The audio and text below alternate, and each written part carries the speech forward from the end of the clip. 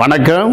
நம்ம கிருஷ்ணகிரி கடச்சம்பவம் நான் சில மீடியாவில் பார்த்தேன். உன்னை புரிஞ்சுக்கணும். அந்த பிள்ளைங்க கிட்ட முன்ன நான் வருத்தத்தை தெரிவிச்சுக்கிறேன். இந்த விஷயமே எனக்கு தெரியாது.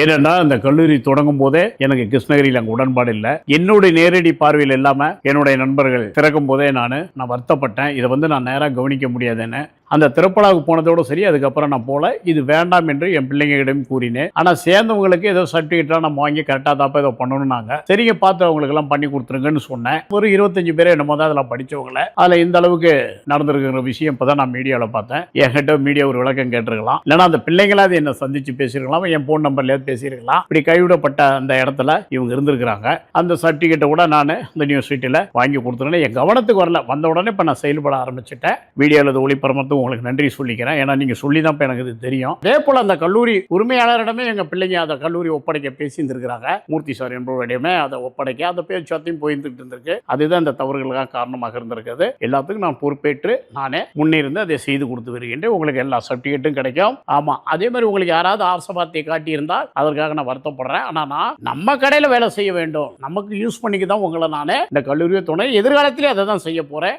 அதே போல அதில் அமெரிக்காவில் லண்டன்லாம் வேலை வாங்கி தரேன்னு சொன்னதான் நான் ஒரு இடத்துலையும் கூறவில்லை. அந்த காலேஜ் திறக்க நோக்கமே என்னோட ஆள் பற்றாக்குறையை என் கடையிலேயே நான் 50,000 மாஸ்டர்களுக்கு தரேன். பிளேட் அடிக்கிறவங்களுக்கு பார்சல்களும் 35,000 40,000. அது இல்லாமல் கேட்டரிங் அண்ணன் போனால் தனியாக டிப்ஸு ஓட்டி இவ்வளவு இருக்குது. அதை தான் நான் 40-50,000 படிக்கும் காலத்திலே நம்ம கடையிலேயே வேலை வாங்கிக்கலாமே. இதை தான் நான் அப்படி கூறினேன். இங்கே இந்திக்காரங்களை வச்சு ஆள் பற்றாக்குறை இருக்கிறோம், நம்ம வெளிநாட்டுக்கு அனுப்பணும்லாம் சொல்லி நான் ஒருத்தருக்கும் உத்தரவாதம். முதல்ல எனக்கு கிருஷ்ணகிரியில் உடன்பாடு இல்லை. சென்னையில் தான் திறக்கணும்னு நான் போராடினேன். அப்பவே அது என் மேல் அன்பு கொண்டவர் அவங்கெல்லாம் இப்போ நான் சொல்ல விரும்பல. அந்த இன்வெஸ்ட்மெண்ட் அவங்க தான் கொஞ்சம் பண்ணனாங்க. எனக்கு அவங்க பண்ணாங்க. நிறைய மாணவர்களை சேருவாங்க, நம்ம நல்லா பண்ணலாம். அப்போ நான் சில மாணவர் கூட சொல்லியிருப்பாங்க 2-3 மாதம் நல்லா தான் நல்லா செஞ்சாங்கன்னு. காரணம் எனக்கு அங்கே பிடிக்கவில்லை, அதை சென்னைக்கு மாற்ற வேண்டும் அப்படிங்கிற எண்ணத்திலேயே நான் இருந்துட்டு அது இருக்கிற பிஸியில் மற்ற வேலைகள்லாம் ஏதோ அவங்க எல்லாம் கவனிச்சுக்குவான்ட்டு நான் மற்ற வேலைகளை ஈடுபட ஆரம்பித்து விட்டு மீண்டும் நான் உண்மையிலே சென்னையில் தொடங்கவே என்னுடைய நிறுவனத்துக்கு என்னுடைய அயல்நாட்டில் நடக்கக்கூடிய கடைகளுக்கு தான் ஆட்களுக்காக தான் நான் இந்த கல்லூரியை தொடங்கின அந்த நோக்கம். நம்ம பிள்ளைங்களுக்கு வேலை வாய்ப்பை தரணும்னு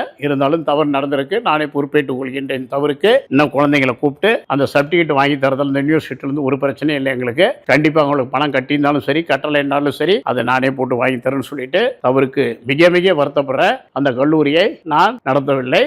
அது நடக்கும் போதே வேண்டாம் என்று சொல்லி அதை க்ளோஸ் பண்ணுங்கன்னு சொல்லி சென்னைக்கு மாற்றுங்கிற முயற்சியிலேயே இருந்தால் அதனால தான் இந்த தவறுக்கு காரணம். கண்டிப்பாக இந்த சான்றிதழ்லாம் அவங்களுக்கு கண்டிப்பாக கிடைக்கும். ஏன்னா எனக்கும் ஒரு கல்வி தகுதி இல்லை. இதை சாதாரணமாக நினைத்திருந்து விட்டேன். நான் கவனித்திருக்க வேண்டாம் என்ன அங்கே நடக்குது என்று. எல்லாம் முடிஞ்சிருச்சுன்னு நினைச்சிட்டேன். இப்போ எனக்கு நியூஸ் பார்த்தா தெரியும் அந்த கல்லூரி வரலாம் இருந்திருக்குது அங்கன்னு. ஆமா, யாரும் வருத்தப்படாத பிள்ளைகளை ஒரு சீக்கிரம் உங்க மீடியா முன்னாடி அவங்களுக்கு சர்டிஃபிகேட்டை நான் வழங்கிக்கின்றேன். அதே போல எனக்கு ஆறுதல் சொன்னவர்களும் என்னங்க எப்படிலாம் விமர்சனம் என்று வருத்தப்பட்டீங்க. பிள்ளைங்கள்லாம் நிறைய பேர் ஃபோன் பண்ணி அதெல்லாம் வருத்தப்படாதீங்க.